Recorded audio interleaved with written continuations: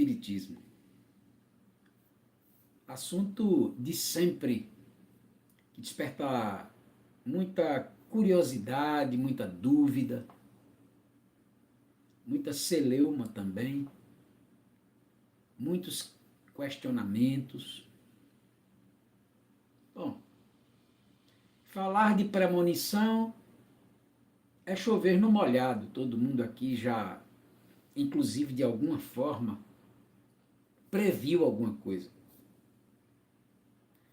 Eu sempre começo a falar sobre o tema puxando primeiro pelo conhecimento da ciência, porque Espiritismo é ciência. A ciência do espírito. A ciência que se debruça sobre a existência, a natureza e o intercâmbio que o espírito estabelece com o mundo material. Então eu costumo sempre começar pelo viés da ciência. E a ciência, mais especificamente a neurociência nos dias atuais, sugere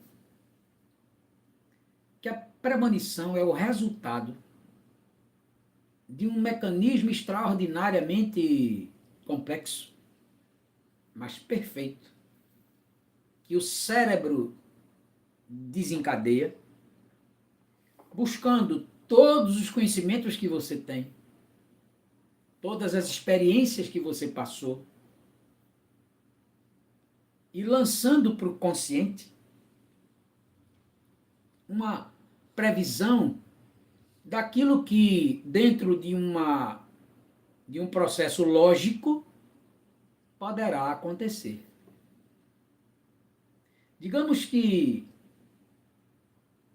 99% das previsões ou das premonições são o resultado, a resultante de um processo incrível, neurológico, cerebral, que nos sugere algo que poderá acontecer. Digo poderá porque, você sabe, nem toda previsão se confirma. Nem todo pressentimento se confirma. Quando eu sou procurado pelas pessoas para falar sobre pressentimento, e algumas pessoas me procuram com pressentimentos negativos, tipo, eu estou com pressentimento que vou morrer. Eu procuro desfazer isso da mente da pessoa. É possível que haja um pressentimento de que eu vou morrer e esse pressentimento se concretize? É possível, mas não é comum. E muitas vezes, esses tais pressentimentos negativos, como esse de que a pessoa vai morrer, muitas vezes é fruto de um processo complexo também, advindo dos traumas, das dificuldades emocionais, de emoções represadas, por exemplo, de um processo de baixa autoestima e de falsas crenças de que, por exemplo, eu não mereço ser feliz. Isso faz com que, dentro desse desequilíbrio, a pessoa sinta que está próxima de morrer ou de acontecer um acidente, alguma coisa ruim na sua vida. Bom, eu procuro então desfazer esse pensamento negativo, primeiro porque qualquer tipo de pensamento negativo, ainda que seja uma previsão certa, não vale a pena alimentar. Porque pensamento negativo não leva a gente a lugar nenhum. Muito pelo contrário, é base para o desenvolvimento de um processo de desequilíbrio, muitas vezes de uma obsessão espiritual. Outras vezes, esses pressentimentos negativos são sugestões de espíritos desequilibrados, maldosos, enfermos, doentes, raivosos, etc. Que mentalmente dá essa sugestão, lança essa sugestão e, lamentavelmente, é acolhida pela pessoa. A pessoa aí acolhe. Aliás, como a gente gosta de acolher coisa negativa na mente. Mas não esqueça, tudo é escolha. Então, vamos escolher pensar positivo, mesmo passando por problemas. Se tem uma coisa que nos iguala, é a dor. Todo mundo sofre. Todo mundo tem momentos difíceis na vida. Então, não há diferença entre nós a esse respeito. A diferença é a maneira como cada um reage. Há pessoas que estão passando por uma grande tempestade e reagem de uma maneira positiva. Há pessoas que estão passando não por uma tempestade, mas por um copo d'água, mas transformam aquele copo d'água num grande problema. É a gente que dá a dimensão do problema que a gente está vivendo. A dor é real, tudo bem. Isso quando não é sofrimento imaginário, sofrimento mental. Então, quando é real, é real. Mas a gente pode diminuir aquilo que podia ser maior. Poderia ser maior. Quando eu falo de sofrimento mental, eu falo de sensação de impotência, sensação de fracasso, sensação de desânimo, sensação de ansiedade, de medo, de pressentimento ruim. Tudo isso é sofrimento puramente mental. Não tem nada a ver com a realidade. Bom, mas há as premonições, inclusive tem alguns médiuns, algumas pessoas, alguns sensitivos, melhor dizendo, que costumam fazer previsões, que têm premonições e que são até conhecidos, muitos deles até pela uma certa precisão. Uma certa precisão. Nunca há 100% de confirmação de quem prevê o futuro. Olha, como dentro do senso comum, o senso comum pensa assim, como eu posso prever algo que não aconteceu ainda? Ah, mas vamos sair do senso comum. Vamos voltar para a ciência. Desde Einstein, que se sabe que o espaço e o tempo estão interligados e que o universo inteiro viaja na velocidade da luz, que é 300 mil quilômetros por segundo. Por cada segundo, a luz percorre 300 mil quilômetros. A concepção de espaço e de tempo está dentro desse parâmetro de velocidade, que é a velocidade da luz. Então, tudo que diz respeito ao espaço e ao tempo está dentro desse parâmetro, dessa medida. Mas o pensamento é mais rápido que a luz. Então, a nossa consciência,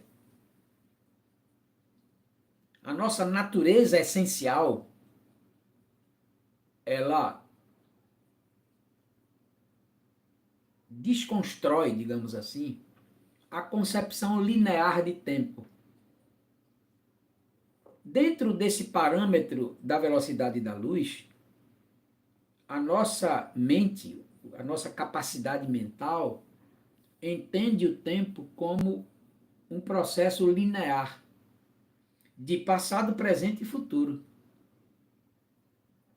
Mas quando a velocidade da luz é ultrapassada, aí o tempo já não é mais um processo linear. O tempo passa a ser contínuo. Ou seja, não tem nem passado nem futuro.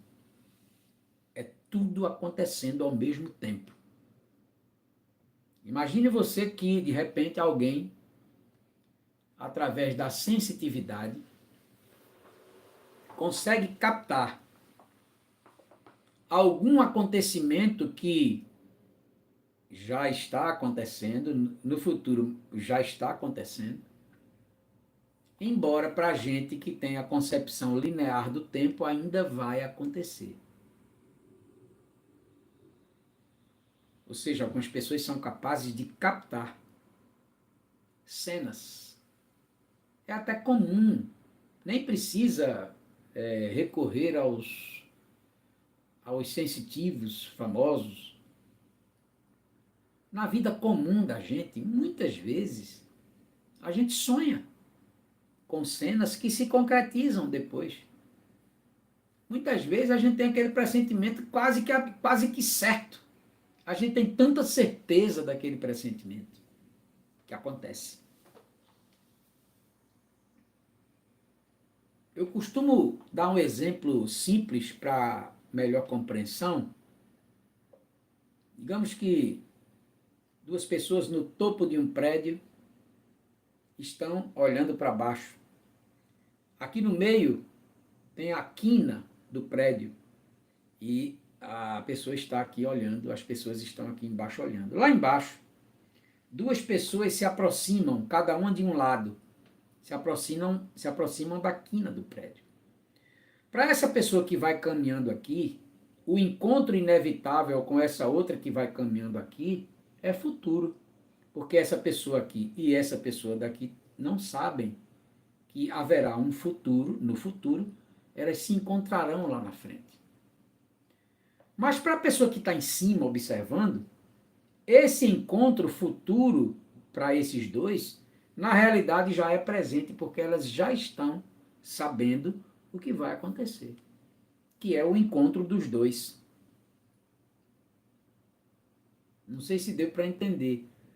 O que eu quero dizer é que, de alguma forma, se alguém pressente, visualiza uma cena que vai acontecer, é porque, de alguma maneira, o que vai acontecer já está acontecendo.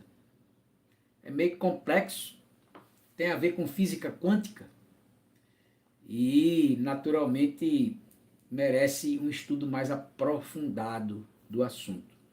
Mas o que nos interessa aqui hoje é a parte ética desse assunto, ou seja, não dê importância a previsões, não dê importância a premonições.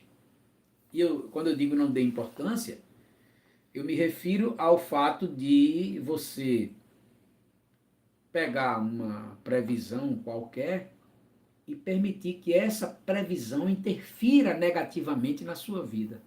Não permita. Não dê importância. Não merece importância. Afinal, nós não somos robôs. Não somos marionetes, fantoches. Temos o nosso espaço de liberdade de escolha. E nós podemos escolher. Ou seja, tem uma parte do futuro que é certa, mas tem uma parte que não é. Qual é a parte do futuro que é certa? Por exemplo, o dia amanhecerá amanhã. Essa parte é certa. Mas o que é incerto? Por exemplo, o que eu vou almoçar amanhã? Aí eu tenho várias opções. O que eu vou falar amanhã? Aí eu posso escolher. O que eu vou fazer amanhã? É de minha escolha. E lembra, para cada escolha que eu faço, tem uma consequência. Então essa consequência é o futuro. E o futuro, portanto, dentro de nossa dimensão humana, é incerto. Numa visão macro, não. Porque Deus é onisciente e onipresente. Ou seja, Deus já sabe antecipadamente o que vai acontecer, porque para Deus o tempo não é linear, é contínuo. Mas vamos parar por aqui, porque o que importa mesmo é o presente. É o que nós estamos fazendo agora. Isso é o que importa. O passado, embora esteja registrado no nosso inconsciente, na nossa memória, ele serve apenas de referência, mas nunca deve servir de residência. Então, nunca tomemos o passado como uma prisão. E o futuro também, a gente não consegue visualizar, a gente não consegue ter essa visão contínua do tempo. Então, só nos resta o presente, que aí sim é onde a gente vai passar o resto da vida. E é no presente que a gente tem todas as oportunidades que a vida nos dá para fazer o nosso melhor dentro das condições que temos. Comece onde você está, use o que você tem, faça o que você pode, diz o pensamento. E eu quero agradecer por você estar aqui comigo, por quem esteve ontem lá no CEAL. Tivemos uma tarde maravilhosa, de muita espiritualidade. Vamos agora fazer a prece de encerramento do Evangelho do CEAL, onde haverá também o passe espiritual e a fluidificação das águas. Você pode colocar a partir de agora a água para ser fluidificada, um copo ou uma garrafa. E eu vou explicar como é que acontece a fluidificação das águas e o passe espiritual aqui. Antes, eu quero só agradecer as doações dos alimentos não perecíveis que recebemos ontem no CEAL. E também agradecer as pessoas que estão enviando o valor que podem para que a gente converta em alimento não perecível, porque a campanha é permanente. No próximo primeiro sábado do mês de setembro, nós distribuiremos 50 cestas básicas, como fazemos todo mês. Então eu agradeço imensamente e aproveito para convidar. Se você ainda não se engajou nessa corrente do bem, nessa corrente de amor, aproveite. Porque quem faz o bem fica. Quando a gente faz o bem fica na gente. Não tem erro. É a melhor terapia que a gente pode fazer. Então você tem essa oportunidade de ajudar as pessoas através do CEAL, se engajando na campanha de arrecadação de alimentos não perecíveis. Vamos agora fazer a nossa prece. Eu vou explicar só rapidamente como acontece o passe espiritual e a fluidificação das águas. No momento em que nós estamos aqui agora, nesse momento 106 pessoas. Então, nós estamos aqui conectados na mesma vibração, na mesma frequência mental, no mesmo padrão vibratório. Cria-se uma psicosfera, uma esfera psíquica que vibra entre nós que estamos aqui, agora ao vivo, e não são apenas 106 pessoas, tem outras pessoas que estão ao lado assistindo, então a gente tem muito mais pessoas nesse momento aqui no Evangelho do CEAL. Portanto, nós estamos nesse momento estabelecendo um clima espiritual, onde há um portal por onde os espíritos canalizam as energias, os fluidos do passe espiritual. Então, todos nós estamos recebendo nesse momento o magnetismo que é colocado nesse portal espiritual que nós estamos criando com a nossa mentalização ao vivo aqui no Evangelho do CEAL. É por isso que é diferente você participar do Evangelho do CEAL na hora, ao vivo, de você assistir depois.